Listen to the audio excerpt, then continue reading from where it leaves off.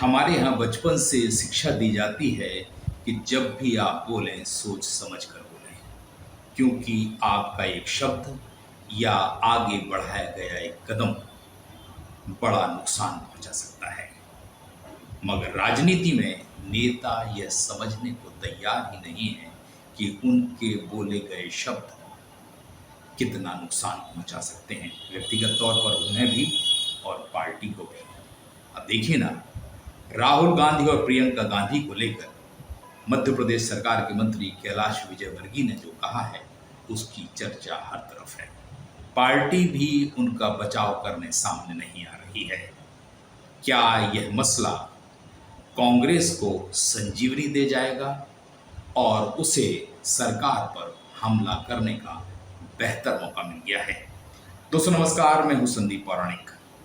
पिछले दिनों पंडित दीनदयाल उपाध्याय की जयंती थी। इस मौके पर प्रदेश क्या देश के अलग अलग हिस्सों में कार्यक्रम आयोजित किए गए।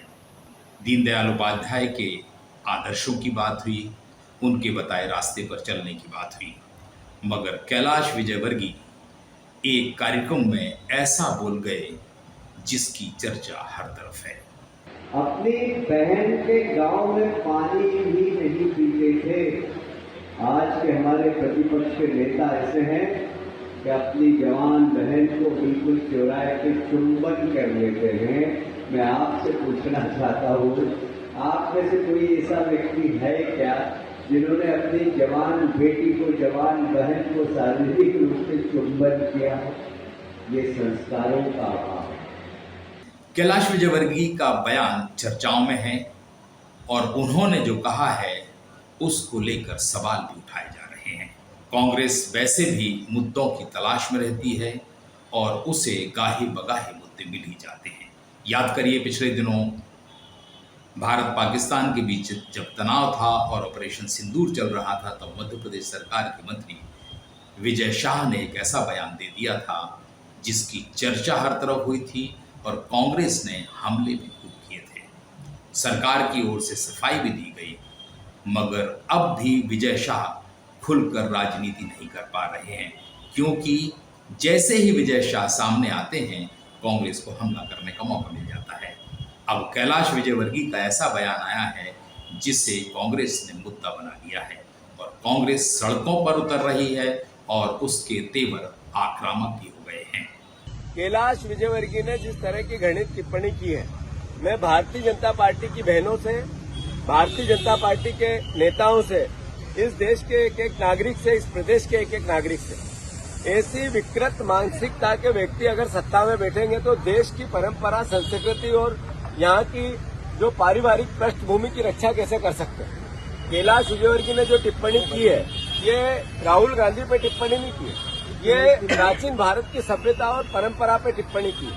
मैं मानता हूँ इनको मुख्यमंत्री नहीं बनाया, इनको मुख्यमंत्री बनना है। 70 साल के बुजुर्ग हो गए हैं कैलाश विजयवर्गीय, मतलब बूढ़ा हो गया है कैलाश विजयवर्गीय। अभी मुख्यमंत्री नहीं बना तो दिमाग खराब हो गया, पागल हो गया। तो वो पगलाहट में जो बातें करना है वो सब कर रहा है, सही है कि गलत? सही है। तो इसकी सब हम निंदा करते हैं कि नहीं करते?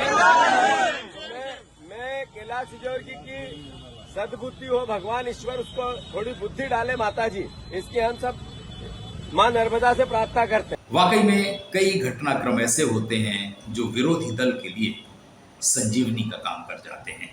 वैसे कांग्रेस इन दोनों खूब सक्रिय है, भाजपा पर लगातार हमले बोल रही है, जगह जगह प्रदर्शन कर रही है, लेकिन ये ताजा मामला कांग्रेस के हाथ ऐसा लगा है जिसमें कांग्रेस के राज्य के नेताओं को पार्टी हाईकमान के सामने अपनी निष्ठा दिखाने का भी मौका है, क्योंकि कैलाश विजयवर्गीय ने जो बयान दिया है वो राहुल गांधी और प्रियंका गांधी से जुड़ा हुआ है और कांग्रेस इस मसले को गांव-गांव तक और छोटे स्थान पर ले जाने की तैयारी कर रही है और आंदोलन प्रदर्शन के जरिए कांग्रेस बीजेपी को तो घेरना ही चाहती है, साथ ही पार्टी हाईकमान के सामने अपने भी नंबर बढ़ाना चाहते हैं।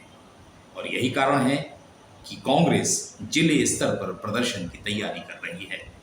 बात भी ठीक है, एक तरफ जहां भाजपा के खिलाफ कांग्रेस को लामबंदी का मौका मिला है, तो वहीं पार्टी हाईकमान को यह बताने का अवसर मिला है कि कि पार्टी राज्य में सक्रिय है और बीजेपी जब भी चूक कर रही है या गलती कर रही है तो पार्टी उसे घेरने की हर संभव कोशिश कर रही है।